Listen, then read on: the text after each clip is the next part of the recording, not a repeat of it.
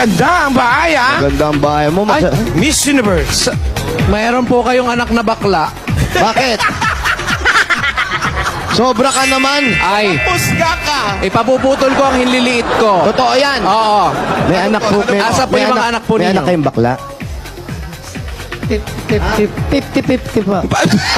Paolo, meron nga. Pagin mo nga, baka 70-30 yan, ah. Baka 70-30. Hello.